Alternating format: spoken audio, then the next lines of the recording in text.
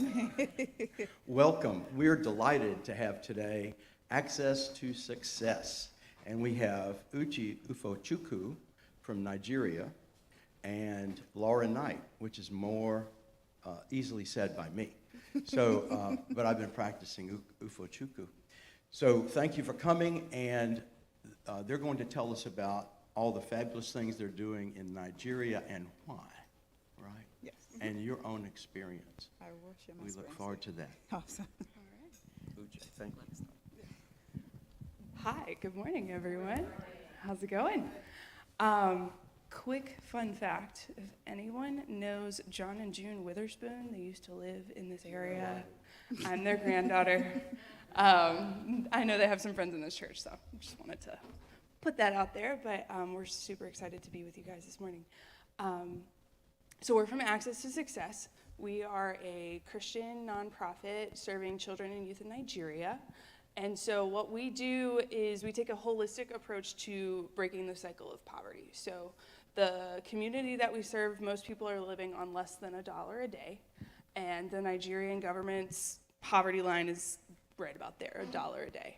About 40% of the Nigerian population is living in poverty, and then the World Bank's standard for poverty is actually higher than that, is less than $2.15 a day.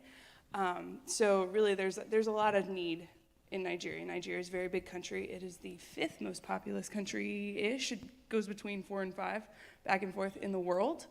And it is the most populous Black nation in the world. And by 2050, it's projected to be the 3rd most populous country in the world. So lots of potential, lots of really awesome minds and youth. I mean, there's tons of Nigerian doctors all over the world. They're leading in research. So basically what we're trying to do is provide education and career development opportunities, and then also meet some short-term needs along the way to try to help youth build agency, restore what we think is one of God's greatest gifts, the gift of choice, to be able to choose and to follow your path. And then we hope that we're raising a generation of godly stewards. So children that are going to go out into the world and share their time, talent, and treasure in ways that honor God and ways that are going to lead their communities. And the way we take our approach, I am obviously American, but the majority of our leadership and our team is Nigerian, including Uche. We have about 6 staff here, 3 full-time, 3 part-time, and then we have 40 staff employed locally in Nigeria as well. And so our goal is to walk hand in hand with our kids kind of along their journey. So a lot of kids we meet when they're 5, 6, 7, 8 years old, and we have programs all the way up until they're building their careers. So that looks like a couple of different things, but I'll let Uche introduce herself and tell you about her experience. She is a beneficiary of our programs and now on staff with us for the last almost 5 years. So I'm gonna let her talk. Awesome. Thank you, first of all, for being here. My name is Uche, born and raised in Nigeria, and we're here to talk about the program, but we wanted to also bring proof about the program, and that's why I am here to, in person to tell you how effective our program is. So I came from a family of 7, my mom and dad. I have 2 older sisters and I have 2 younger brothers. And growing up, my father lost his job, so we were asked to drop out of school, and that's when I picked up basketball for the first time when I was 16 years old. So I didn't know about basketball. Soccer was our #1 sport. Started playing basketball from the height. I did play. And then I was invited to Access to Success basketball camp. So that's how I got involved with the organization. And the unique thing about the organization, there are different entry points. I came in through basketball. We have an entrepreneur program where people come through the business aspect. We have the after school. We have the outreach. So there are different ways we meet people at the point of their needs. But I met the organization through basketball because I use that as a means to stay away from the street, to become another statistics on the street. I went to their camp, and after the camp, I got a call from Mr. Andrew Lovedale. He is the founder of the organization. He played at Davidson, but he's from Nigeria as well. So every summer, now spring, every summer, he comes to Nigeria. It started with a shoe drive, and now it has grown into more. Attended the camp, and I was selected as a scholar of the program. So when I went home and I told my dad that, oh, I was selected as a scholar, that I'm coming to the United States to further my education, my dad was like, I can't send you to school in Nigeria. I don't have the money. There's no way I'm sending you to America. I can't afford that. But that's the beauty about the program is most of the stuff is kind of like all paid for. So from the visa appointment to the transportation, A2S covered. Then I came to the United States, did my undergrad did my senior year and junior year of high school at Archbishop Carroll down in DC.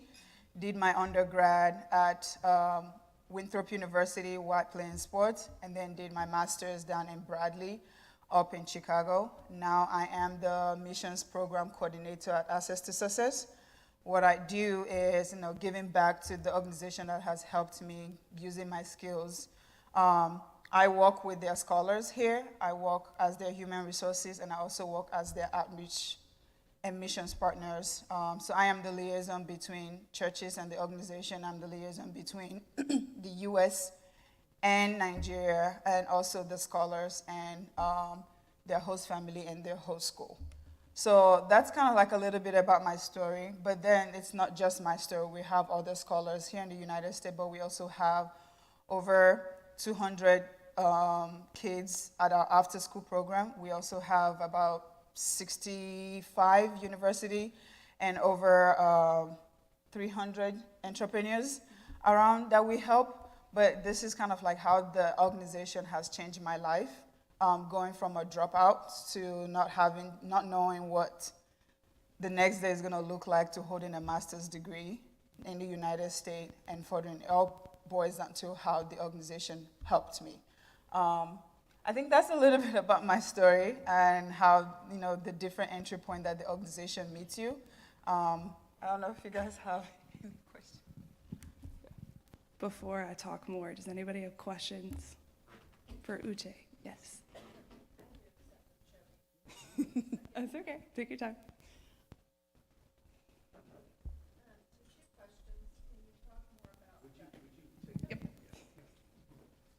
Thank you. Will you talk more about the host families? I think that was the term you used. And then talk about trips that you make back to Nigeria? Great question. So our host family, it's similar but a little bit different than the foreign exchange program that you probably are familiar with. So once we identify a kid that is coming to the United States to further education, we partner with the school to identify a family that will host them for the time that they're here. Sometimes it's usually within the high school, because once they go into college, they are on campus, but we have been so fortunate and so blessed to have host family that are willing to do it beyond that, like beyond the high school. So once we identify those, the school usually identifies someone that either have a kid in the school that the scholar will be attending, or they do have someone that live close by that don't mind taking them to school. So for my host family in high school, I have two host families. So my host family in high school works at the school, so it was easier to kind of go back and forth from school to home. And then when I got into college, my host family lives an hour. They live in North Carolina in Cornelius, while I was in school in South Carolina at Winthrop. So during breaks, it was easier for me to go home and get a hot meal. So that's how our host family works. And in terms of our trip, every summer we have 2 teams, depending on the time schedule, where we usually take people. And the trips we call it vision trip and not mission trip, because we have missionaries. Our staff on ground, we call them missionaries. We have missionaries that do the work every day. So when we take vision trip, it's kind of like moving the vision forward. So whatever skills that you bring, we're going to tap into it, because we're going to empower the team on ground and help them. So when we're done with the vision trip, they can keep moving the missions forward with whatever skills we brought to the table. So every summer, June, July, that's when we usually take our trip. And whatever skills, even if you're just going for even the experience too, you'll be so surprised how much you get plugged into the trip as well. Yeah. Yes. Just to give you a couple of examples of what a vision trip can look like, I have gone with several teams over there, and sometimes it's getting in the classroom with kids and helping co-teach a session with one of our teachers in Nigeria. Sometimes it's sitting down with our staff to share your expertise on a particular topic. We've had people in like ops and sales and finance, so work with our various teams working in those divisions. We have a lot of different workshops, both for university students and for entrepreneurs, sometimes together, sometimes separately. So there's different topics that they're interested in. So like if you're really good at using Excel, for example, you may lead a session teaching about either the basics or some of like the more complicated things in Excel that are totally over my head. So there's a lot of different ways you can plug in at A2S. We can tell you, oh, we have an after school, we have a scholars program, but like it's kind of hard to explain. There's a lot of different moving pieces when you get on the ground in Nigeria. So there are a lot of different ways. We've had people say, oh, you know, I'm a lawyer and law in Nigeria is very different. Like, I don't know how you're going to be able to use my expertise, but you'd be surprised how we can plug you in. So whatever your experience, we're basically just trying to find ways to add value to our community in Nigeria, and then just get that experience to, again, like walk hand in hand with someone and get to learn. They get to learn a little bit about you and kind of how you live your life and how you express your faith, and then they get to share that with you as well. So it's a very, very holistic experience, I would say, on a vision trip. Yes. And you both live here? Yes. I live in Cornelius, and she's in Gastonia. Gastonia. Yeah. How many scholars are in this area? How many scholars are in this area? Area as in North Carolina. So What is your demographics. Give her the full U.S. side. Okay, so the scholars, most of our scholars right now are in the North Carolina area, or except for university, but they're host family and schools. So we do partner with schools like Covenant Day, Gaston Christians, to provide those financial aid for them. So those are our two major schools that we partner with in bringing scholars. We have only one of our scholars in high school at Gaston Christian. The rest of our scholars are in university. One of our scholars at Duke. He's 6'11", plays sport. We have another scholar at Providence College down in New York area. And then we have another one at Taylor University in Indiana. We have one that just recently graduated from Lynchburg University, and we have the last one. So it's usually around the North Carolina area.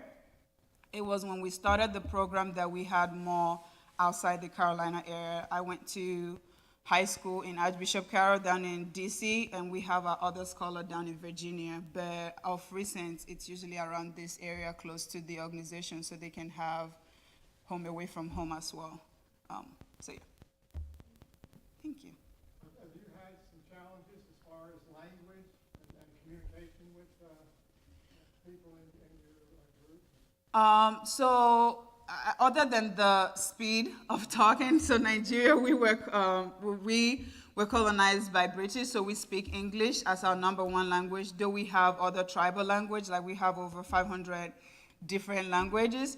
So it wasn't more of the language barrier, but kind of like the speed of talking. But we kind of like catch on.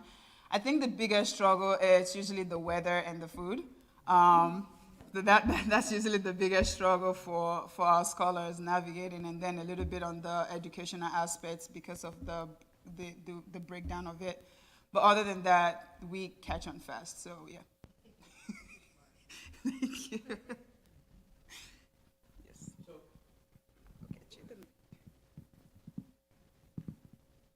So you also have students in university in Nigeria, right? Can you speak a little bit about that? So we have about 65 scholars around the country in Nigeria. What we help with them is sometimes we pay for their school, we help with their feeding, like their uptake, We provide like food stuff distributions periodically. Yes. And then they have like workshop. We also help with skills. So that's why during Vision Trip, we have multiple workshops. Sometimes we have them virtually. So even if you can travel to Nigeria to be part of that workshop. So part of the Scholars Program is you get to attend at least 2 or 3 of our workshops. We have workshop every quarter. So yes, we have range from freshmen to scholars, and they don't have to come in from freshmen in college. We can meet them at the point of their need in junior or senior year. So we have that range. Yeah. This may be difficult, but I'm trying to get a sense of on the ground in Nigeria, what happens? How do people get identified? How do they get, engaged in the program? And what's going on the ground on a more granular kind of level?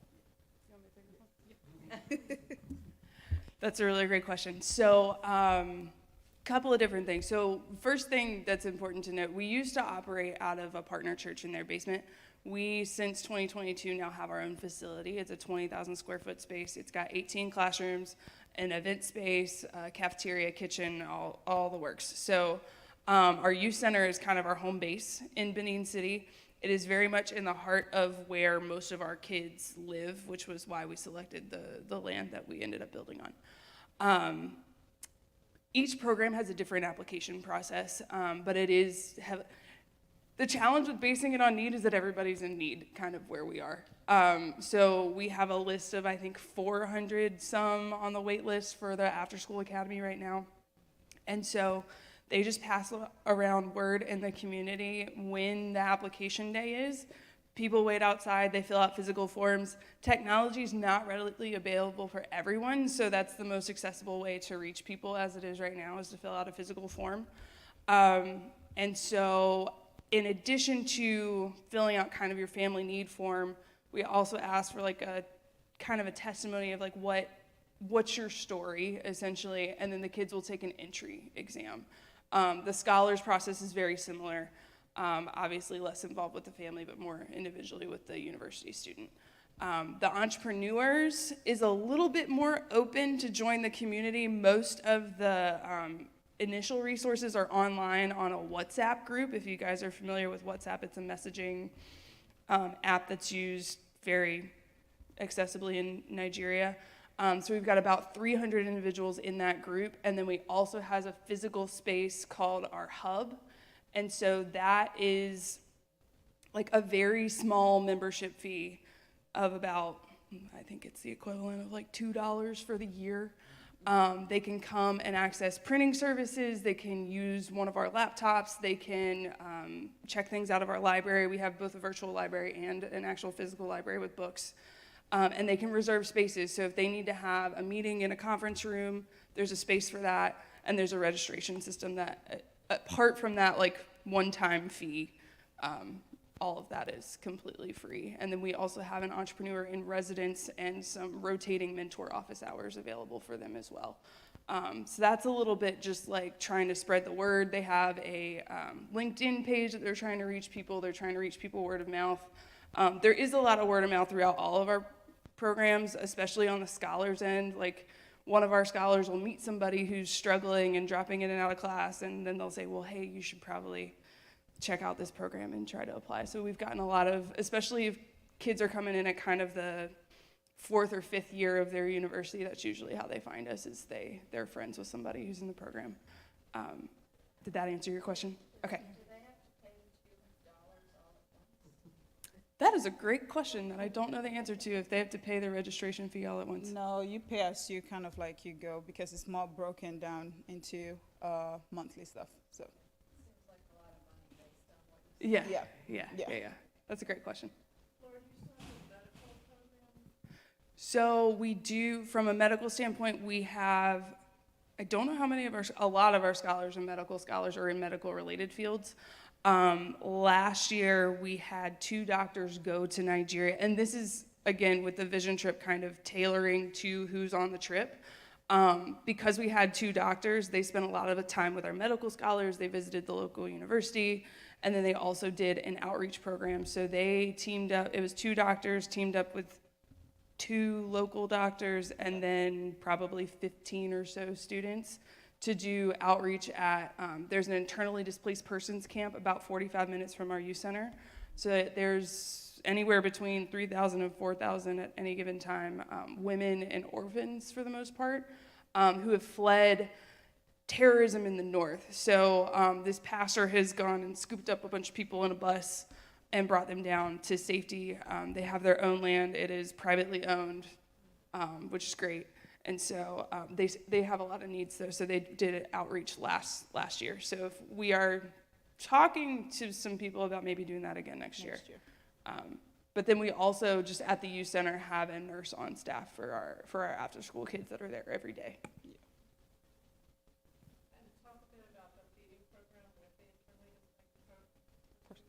Absolutely. So from a feeding standpoint, since October of 2016, we've been providing a week's worth of meals every month, sometimes more if we can make it work, at the internally displaced persons camp. So their support right now is primarily through us and other local churches trying to help them out here and there. We have been like their most consistent source over the last almost 10 years now. And a scholar and some of our entrepreneurs on our staff have been working with them. They have a lot of land to now start a food growing program. So they have planted, I think, 3 or 4 crops last year that will harvest soon. And they have plans to also build some greenhouses and have some additional crops so that they can grow some of their own food, but then also take some of that food to market so they have some income at the camp to be able to purchase what they need as well.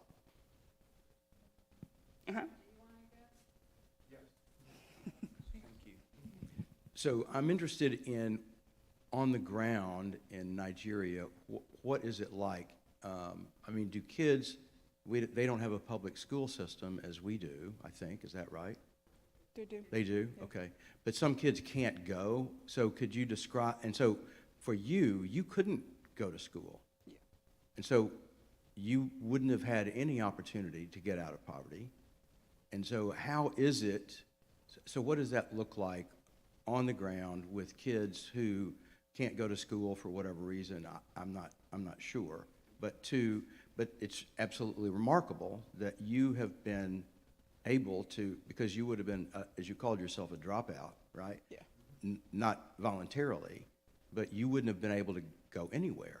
So that's one, kind of an understanding of where the kids are.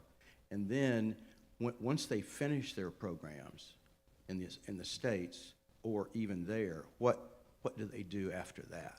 Okay, how do they, now that they can be contributing members to society and good stewards?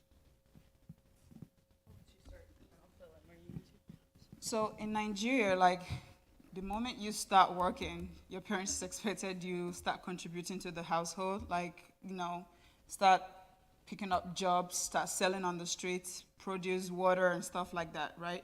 So about 80% of the kids that are not going to school or couldn't afford school, that is their next source of being able to support the household income.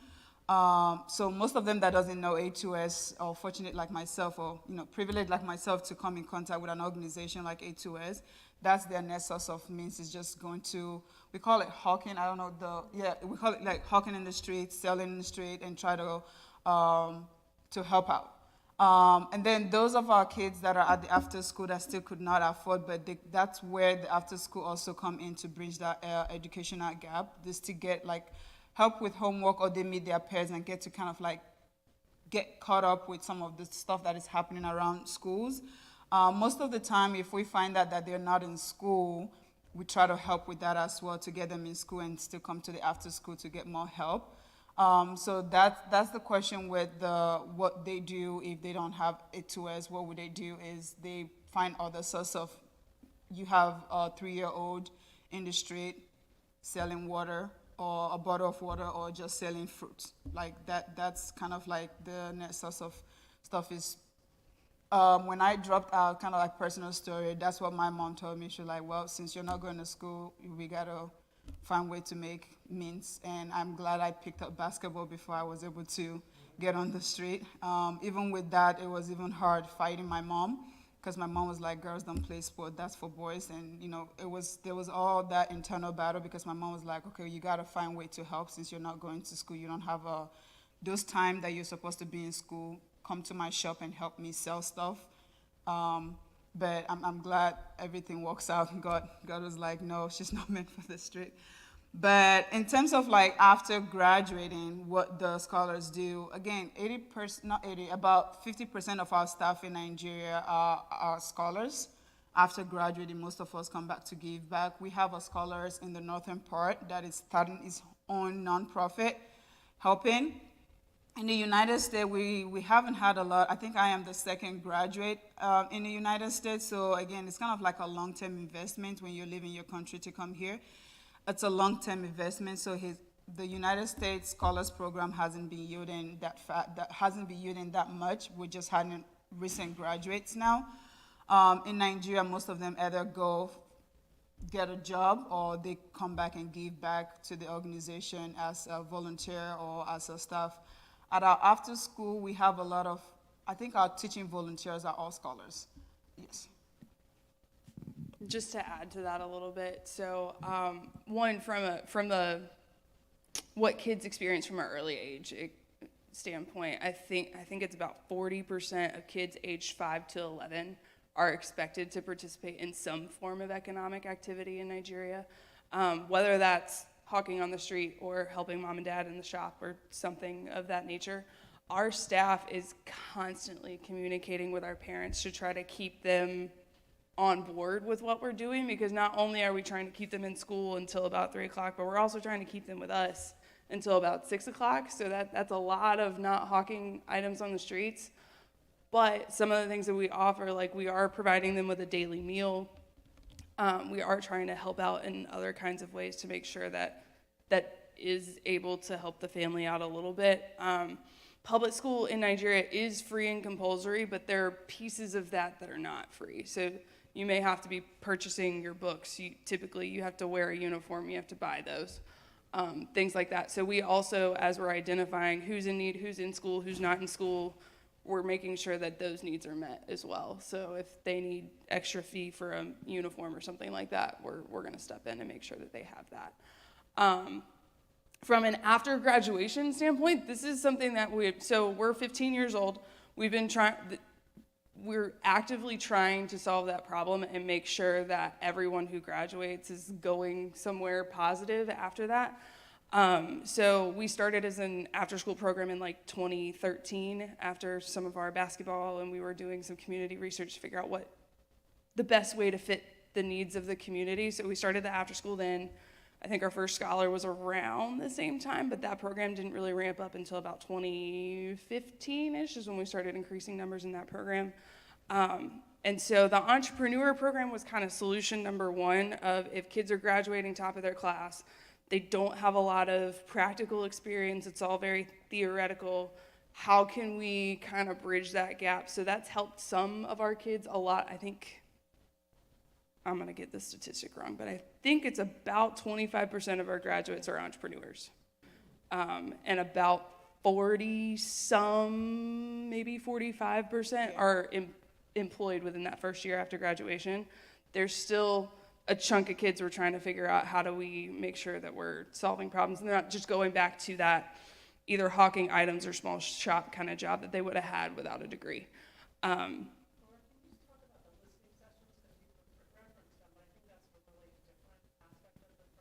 The listening sessions?